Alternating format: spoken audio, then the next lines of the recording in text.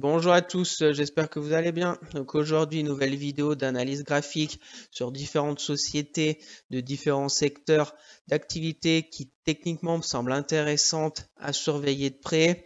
On fera un point comme d'habitude sur le CAC 40, voir ce qui s'est passé cette semaine, essayer de se projeter pour la semaine prochaine en trouvant des niveaux clés.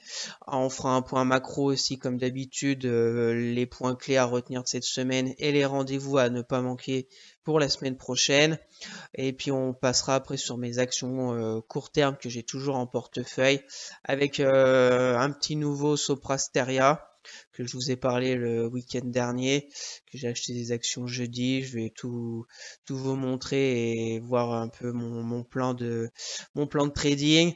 Donc n'hésitez pas à vous abonner à la chaîne, à partager la vidéo, à me lâcher un maximum de likes, ça me ferait très plaisir. Si vous avez des questions, mettez-les moi en commentaire, je serai ravi de vous répondre. Et bien évidemment, pour me suivre, ça se passe sur Twitter, où je fais suivre mes analyses graphiques, mes trades court terme, mes achats aussi pour le long terme dans mon PEA chez Bourse Direct. Tout se passe sur Twitter, le lien est dans la description. Allez, on passe au sommaire. Donc on commencera comme d'habitude par faire un point sur le CAC 40, voir la bougie hebdomadaire, voir chaque jour ce qui s'est passé. En même temps, on fera un point macro de cette semaine et des rendez-vous pour la semaine prochaine. Après, on verra mes trades court terme que j'ai toujours dans mon portefeuille PEA, voir où est-ce qu'ils en sont avec Getlink, Accor, Trigano, Legrand, Orange et le petit nouveau Soprasteria. Après, on passera aux actions qui techniquement me semblent intéressantes, qui sont GTT, SPI, le groupe Aéroport de Paris, et on finira par Coface. Sans oublier, en conclusion, on reviendra rapidement comme d'habitude sur le CAC 40.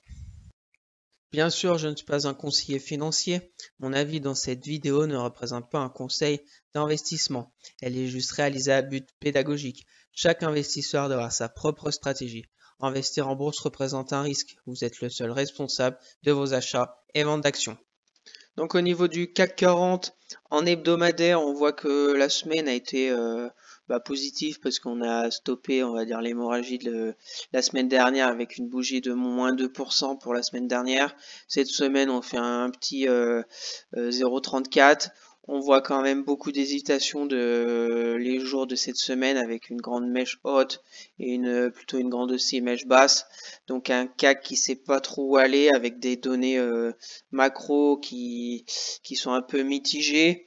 Donc au niveau de la macro de cette semaine, ce que je retiens, c'est déjà l'inflation aux États-Unis. C'était le gros rendez-vous de la semaine. C'était c'était mercredi, pardon, avec une inflation qui est ressortie un peu plus basse que prévu 3,3, qui est ressorti en rythme annualisé à 3,2.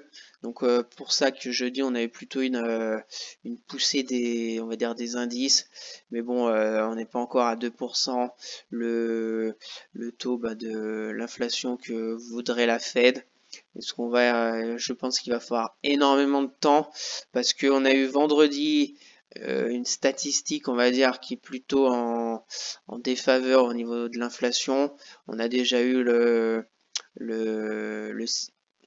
CPI France qui est ressorti nettement un petit peu plus haut que prévu à 0%, qui est ressorti à 0,1%. Et on a eu aussi les prix à la production aux États-Unis qui sont ressortis plus haut que prévu 0,2%. Ils sont ressortis à 0,3%.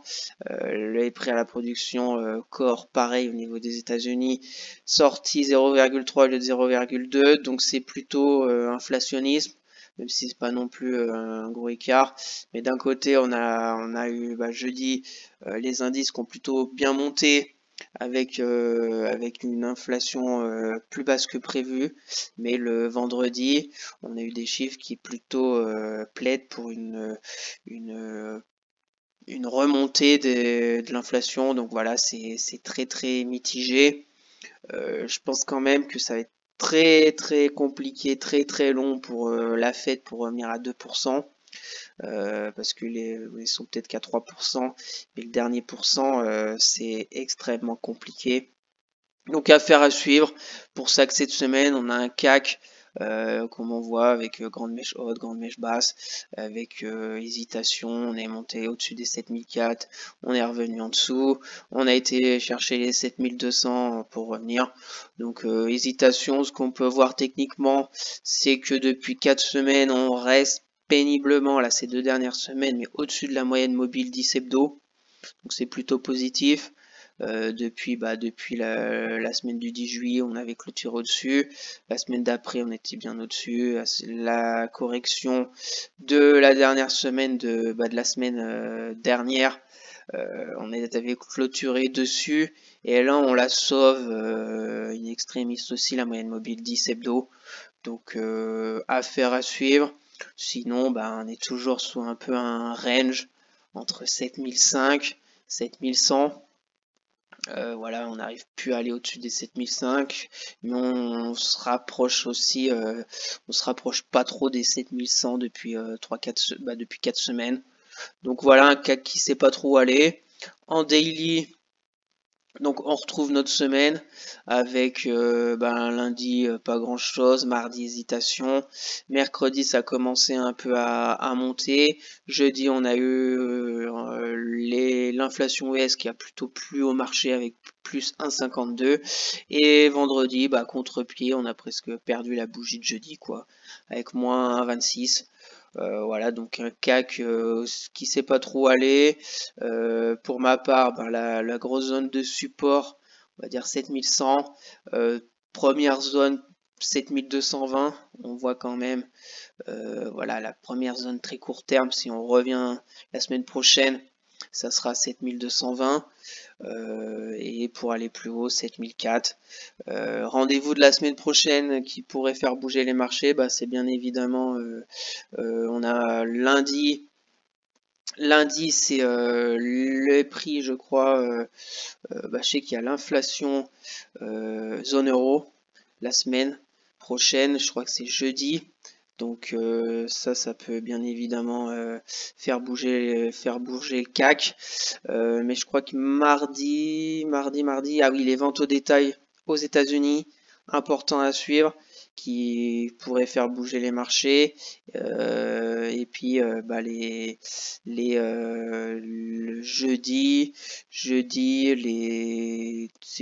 c'est vendredi, l'inflation zone euro prévu 5,3% et surtout l'inflation core a prévu à 5,5%. Donc ça sera vendredi à 11h. Donc d'ici là, il y a toute une semaine de bourse à faire, donc on verra bien. Où est-ce que la semaine prochaine, on va terminer avec le CAC 40. Donc en conclusion au niveau du CAC, zone à retenir 7004, résistance très court terme. Sinon plutôt 7005, 7230 support très court terme. Ici on vient plus bas, 7100 plus moyenne mobile 200 quand même journalière qui n'a plus été vue depuis le plus près où elle a été, c'était en décembre 2022 qu'on n'était pas très loin et puis le 10 juillet. On n'était pas très loin, mais bon, si on revient à 7100, on sera pile poil sur la moyenne mobile. 200 journalières, donc voilà, un CAC sans direction pour le moment en ce mois d'août. Donc passons à mes trades court terme que j'ai toujours en portefeuille. Donc Getlink, Getlink elle peine de plus en plus.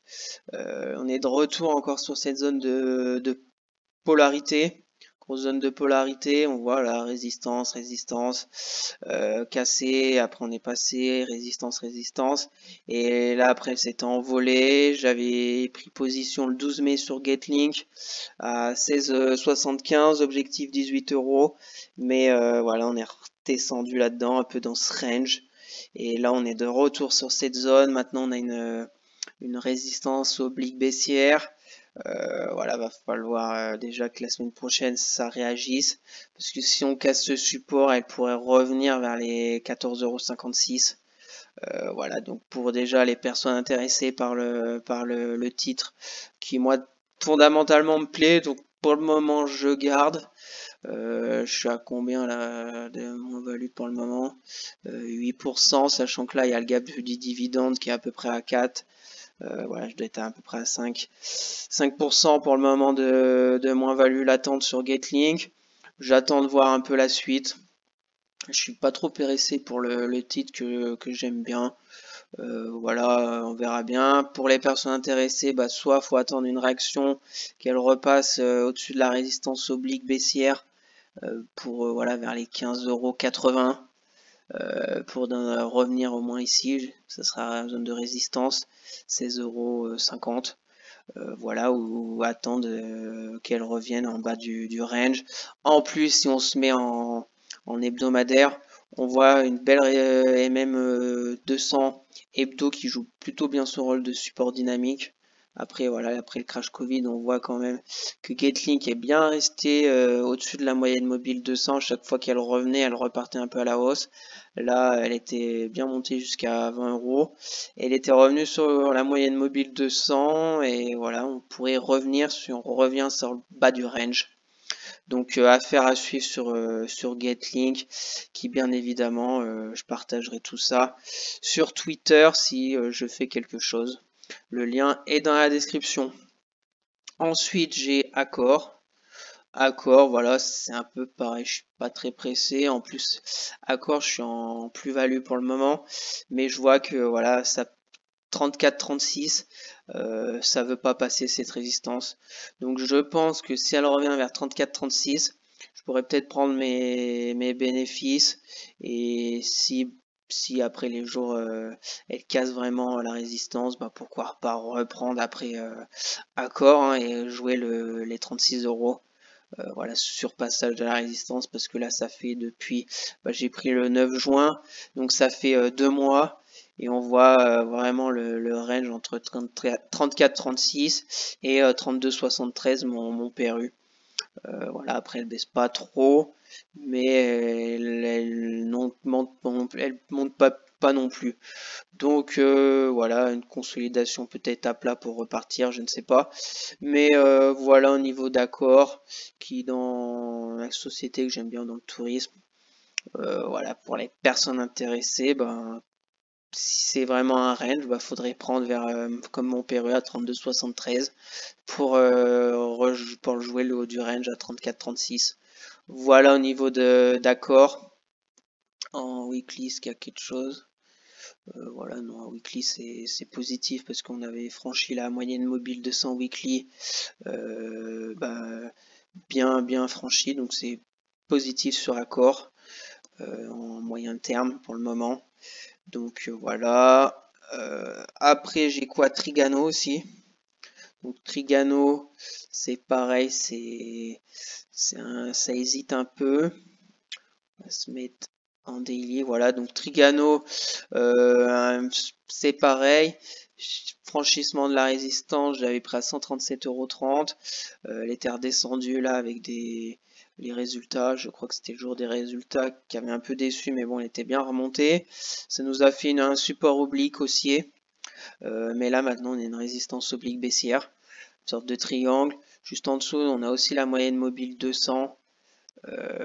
Qui pourrait jouer son rôle de support, mais là voilà on sait pas trop aller, pas trop de volatilité on va dire, donc j'attends de voir. Pareil pour les personnes intéressées par le titre, va falloir casser la résistance oblique, au moins une clôture vers les 135 € pourrait relancer un peu la dynamique.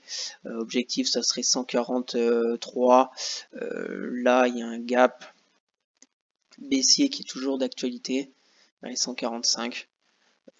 Voilà, 145, ça pourrait être intéressant, mais on en est encore très très loin. Et bien évidemment, si ça casse le support oblique, on verra ce qui va se passer vers les 125 €. Mais voilà, je pense que je pourrais peut-être arbitrer Trigano pour si elle vient casser les 128 €. Affaire à suivre sur le titre qui bien évidemment je partagerai sur Twitter. Donc on va passer à Legrand. Donc Legrand que j'avais pris le 16 juin pardon, sur franchissement de la résistance. Elle avait corrigé, elle était revenue. Bon, pour le moment, on est de retour sur mon PRU. On a une résistance, à court terme 93. On n'arrive pas à passer. Après, au niveau des supports, 80, 89 euros. J'ai deux supports obliques, plutôt court terme ici.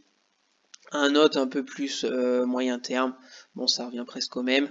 On verra la semaine prochaine si elle retourne un peu dans cette zone des 90 euros ou si elle arrive à passer les 93. Voilà, pour le moment je garde en portefeuille. Il n'y a rien de fait sur le grand, c'est peut-être juste une consolidation plutôt à plat pour repartir après à la hausse. Je ne sais pas, mais voilà, le titre société qui fondamentalement m'intéresse.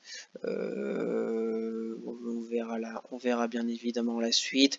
Pour les personnes intéressées, soit attendre les 90 euros, voir ce qui se passe, ou soit franchissement de la résistance avec une belle bougie. Pour essayer d'aller sur les à peu près 100 euros.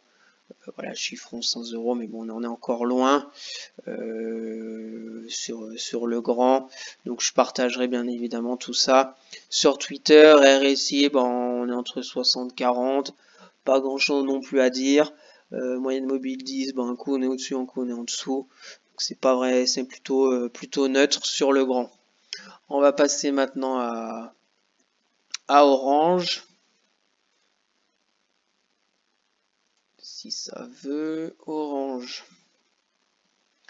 Donc Orange, action que j'ai, on va dire style un peu défensif. Voilà, je me suis dit s'il y a des turbulences sur le CAC, pourquoi pas Orange pourrait peut-être moins baisser que les autres. On verra bien ce qu'il en est sur Orange. J'avais pris mercredi 28 juin.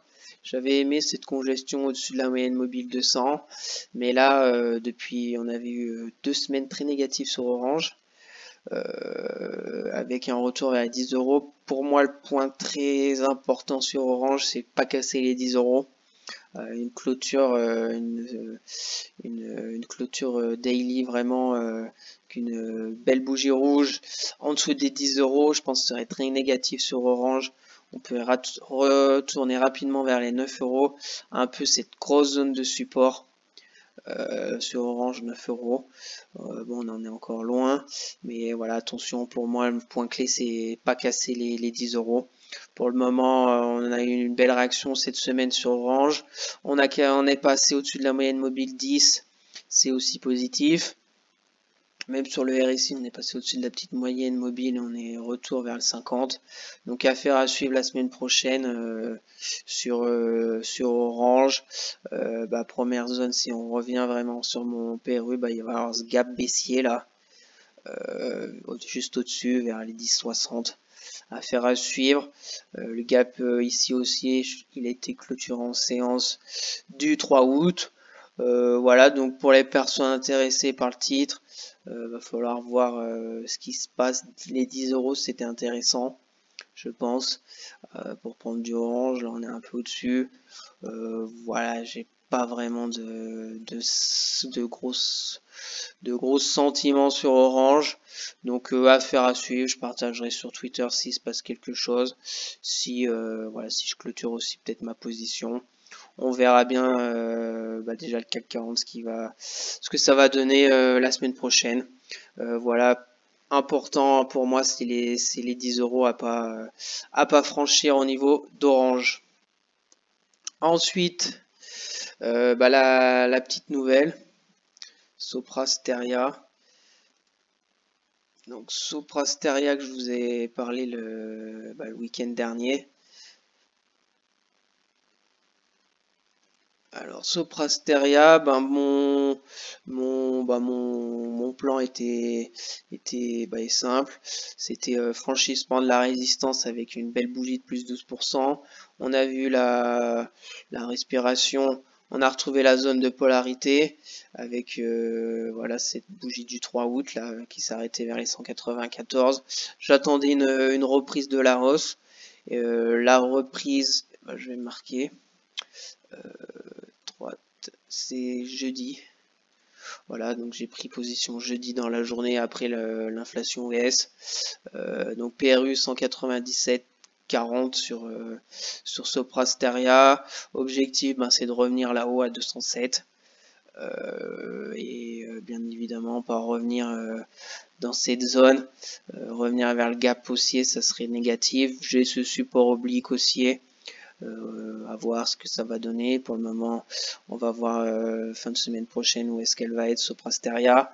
Voilà, pour les personnes intéressées par le titre, si on se met en hebdomadaire, là c'est très haussier. On voit qu'on est très loin de la moyenne mobile 200 hebdo sur Sopra Steria en hebdomadaire. Voilà, alors hebdomadaire. Voilà, on voit qu'elle était très haussière dans le passé, au-dessus de la moyenne mobile 200 hebdo. Après, il y a eu le crash, il y a eu 2018. Après, crash Covid. Et après, on est bien remonté jusqu'au plus haut de 2018. On est revenu sur la moyenne mobile 200 un peu hebdo. Et après, on s'est vraiment envolé en 2022 sur Sopra Steria. On a corrigé sur une belle zone de polarité là vers les 170 euros. Et depuis, on est presque sur des records historiques sur Sopra, qui est 207 euros. Voilà, RSI, voilà, j'ai plutôt un petit support aussi oblique haussier qui est intéressant. Vous voyez sur le RSI, on rentre au-dessus du 60 RSI, donc positif. Voilà au niveau de Sopra Steria, pour les personnes intéressées, vous attendre peut-être comme moi vers les 197 euros pour aller chercher les 207. Voilà au niveau de Sopra Steria que je ferai suivre sur Twitter. Le lien est dans la description. Donc maintenant, on va passer aux actions qui techniquement me semblent intéressantes à surveiller de près. Donc on va commencer avec GTT. Donc, GTT en hebdomadaire, voilà, très très haussier. Crash Covid, on était revenu vers la moyenne mobile 200 hebdo. 2021, on avait un peu fait quelques semaines, quelques mois en dessous, mais après on a vraiment explosé en 2022 pour aller jusqu'à 140 euros. Après on a corrigé, on est retourné tester cette moyenne mobile 200 hebdo avec une belle zone ici de support. Polarité les 90 euros, on voit très bien en hebdomadaire. On peut même aller jusque là, voilà. Résistance, résistance, on était passé au-dessus juste avant le crash, on est passé en dessous, résistance, résistance, on l'a cassé, on est monté, et là, retour résistance qui devient support. Voilà en hebdomadaire. Ce que moi j'ai aimé sur GTT, c'est on avait, je pense qu'on avait une oblique. Il devait avoir une sorte d'oblique comme ça. Ouais, voilà. À peu près, on l'a cassé. On était bien en dessous de la moyenne mobile 200 daily. On l'a passé avec une sacrée bougie d'acheteurs avec plus 12%. Donc très positif. Bien évidemment, ceux qui ont compris le train dans les 12%, bravo. Pour ma part, où j'ai pas pris, ce que je vais attendre sur GTT, qui aussi fondamentalement me plaît, c'est j'aimerais qu'elle revienne vers les 106. Si on met les fibos de cette bougie là, la montée là, parce qu'après elle a pas trop baissé, après la plus 12, vers les 106, ça fera un 38,2. Donc tout à fait correct. Même là 104, ça ferait 50%, tout à fait correct pour une reprise après haussière, parce qu'elle est très forte, parce qu'il y a eu plus 12, on est monté tant bien que mal vers les 112. Après on a eu 2-3 jours mais de vraiment respiration, et après pareil, on est revenu 112, 2 jours de respiration. J'aimerais voir GTT revenir vers les 106. Belle zone de polarité, voilà. C'était du support, cassé, résistance, résistance, résistance. Donc retour vers les 106 pourrait m'intéresser pour aller jouer, pour aller comme objectif ici. Il y a un gap baissier qui est toujours d'actualité à 115 euros. Voilà, 106, ça ferait presque aller chercher 8%. Voilà, c'est un plan qui pourrait m'intéresser, à faire à suivre. Pour le moment, 110, le problème c'est que ici 110, on n'est plus trop loin de l'objectif. On est à 4. Et après, le problème du stop, faudrait le mettre par ici. Donc 6, en dessous de la zone de support. Voilà. Pour ma part, je vais attendre de voir GTT, qui techniquement me semble intéressante, avec cette grosse bougie de plus 12% pour relancer la dynamique haussière, peut-être sur GTT. Affaire à suivre, qui bien évidemment je partagerai sur Twitter. Le RSI intéressant aussi, bien au-dessus de la petite moyenne mobile 17. On est juste en zone de surachat, mais rien de particulier, rien d'alarmant, au contraire. On voit le momentum acheteur qui est toujours d'actualité sur GTT. Donc positif, j'aimerais 106 euros, voir après ce qui se passe. Voilà au niveau de GTT. Donc on va passer maintenant à SPI. Donc SPI en hebdomadaire, elle est pas toute jeune, mais bon, 2015 à l'introduction. Ce qu'on peut voir, c'est qu'après le crash Covid, elle s'est sacrément envolée, passe au-dessus de la moyenne mobile 200 hebdo. On est retourné avant, c'était en 2017, c'est plus historique, vers les 27 euros. Et là on est de retour, voilà, on est sur les 27,46 €. Donc très haussière. On voit qu'on est très éloigné de la moyenne mobile 200 hebdo. J'ai ce petit canal haussier qui est plutôt en train de partir par le bas, mais je vais vous montrer en daily. Donc SPI avec le petit canal haussier qui a été plutôt bien respecté. On voit en septembre 2022, voilà, on a touché le haut du canal, on a fait des mèches basses sur le bas du canal pour retourner en haut, donc plutôt un canal haussier, je trouve cohérent. Là, on est en train de pas aller plus haut que les 30 euros à peu près. On voit, voilà, résistance touchée trois fois. Est-ce qu'on est de retour là sur une belle zone de polarité vers les 27 euros pour reprendre son élan et retourner vers les 30 euros? C'est ce que je vais regarder sur SPI. On voit la moyenne mobile 200 journalière aussi, qu'à chaque fois qu'on revient vers, ça paye. Voilà, sur SPI, je vais attendre de voir si on passe en dessous des 27 euros, ça serait plutôt négatif. J'ai maintenant une petite résistance oblique baissière. Donc sur SPI, voilà, ce que j'aimerais, c'est quelque chose comme ça, et puis franchir là, voilà, avec une belle bougie, et vers 27,80, 27,70, prendre position, et puis objectif revenir vers les 30, hein, ça ferait 7%. Après le stop est simple à mettre, il serait là, 3-4. Voilà au niveau de SPI, qui bien évidemment, je vous partagerai tout ça sur Twitter. Pour le moment, pas vraiment de signal. Ce que j'aime bien, c'est après cette plutôt grosse baisse depuis un mois. Depuis un mois, cette zone de congestion sur le support. Le support pour le moment tient. Vendredi, on est presque de retour dessus, donc voir la semaine prochaine où est-ce qu'elle va terminer.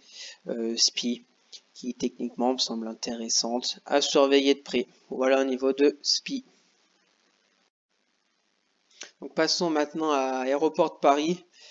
Donc en hebdomadaire, ce qu'on peut remarquer, c'est que c'était une belle hausse. 2012 jusqu'à même voilà, crash Covid, on était au-dessus de la moyenne mobile 200 hebdo. Après on a chuté sèchement pour retourner vers les 70 euros. Et là, depuis le crash Covid, on essaye tant bien que mal de retourner un peu vers les sommets. Ce qui est positif, c'est qu'on a franchi la moyenne mobile 200 hebdo, mais que la moyenne mobile 200 elle penche vers le bas.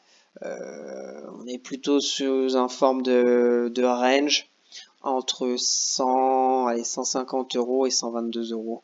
Voilà, on voit très bien même en hebdomadaire.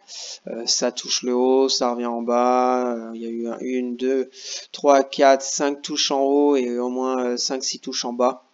Donc un vrai range. On voit la moyenne mobile 10 hebdo, voilà, hein, qui fait que des petites vagues.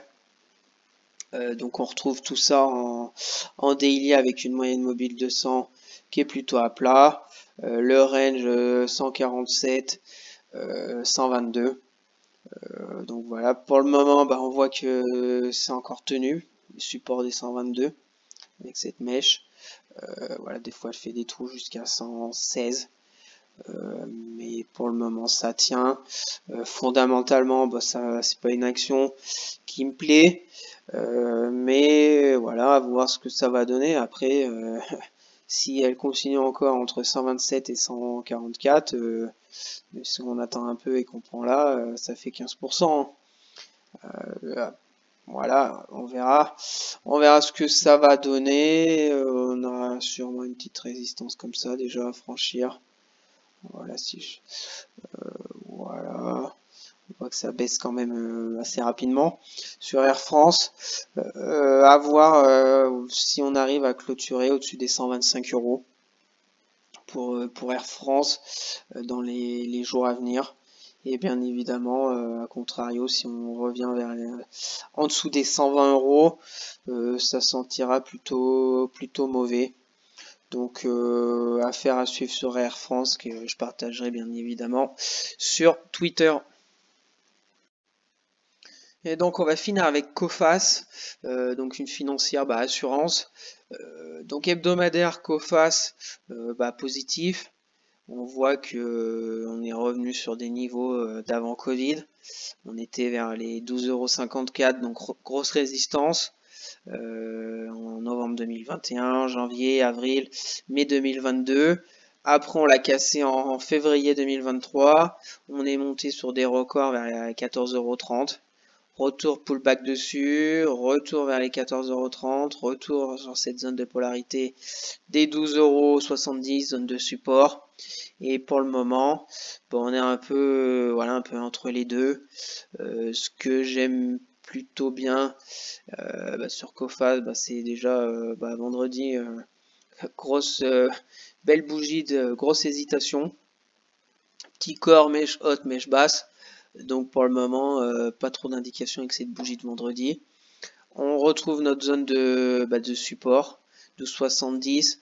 On a aussi la moyenne mobile 200 daily Coface est au-dessus depuis octobre 2022, donc ça fait déjà un moment qu'elle a franchi cette moyenne mobile 200 qui est haussière. Voilà, donc objectif, voir ce que ça va donner la semaine prochaine. Support 12 €, allez 12,50 €. Résistance, ça serait 14,30 €. J'aimerais peut-être qu'elle revienne encore par là et qu'après qu'on voit vraiment une volonté et peut-être le secteur bancaire qui nous propulse là-haut. Après on voit là le rebond, mais on s'est arrêté quand même à 13,60 €. On est redescendu contrairement à par exemple ici. Alors est-ce qu'on va faire par exemple ça et revenir là pour repartir? Vous voyez, là on avait fait la baisse, un tout petit rebond, encore un appui pour repartir, une sorte de W. On verra bien, parce qu'on a fait un peu la baisse ici. Est-ce que là c'est là et pour repartir? Je ne sais pas, ça c'est des projections, mais bon, on n'en est pas encore là. Ce qui est sûr, c'est que voilà, pour le secteur financier, peut-être Coface intéressante.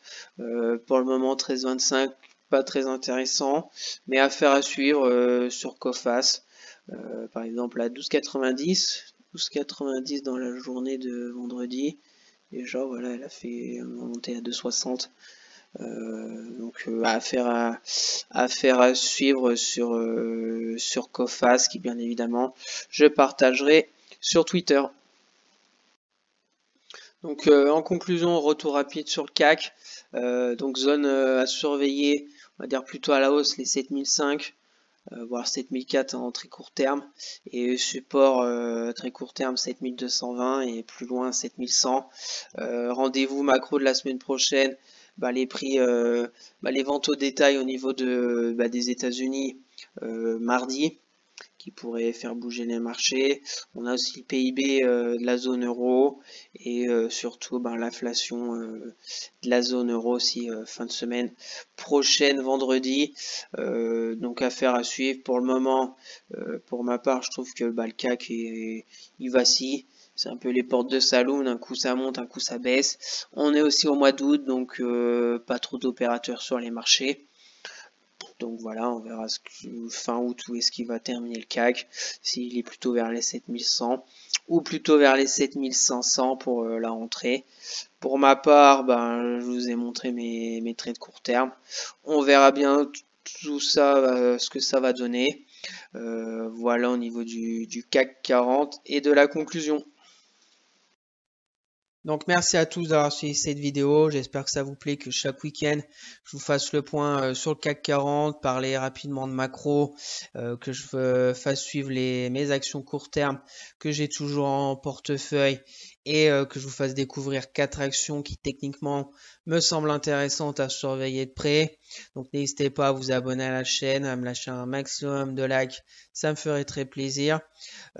Si vous avez des questions, n'hésitez pas à me les mettre en commentaire, je serai ravi de vous répondre. Pour me suivre, ça se passe sur Twitter, le lien est dans la description.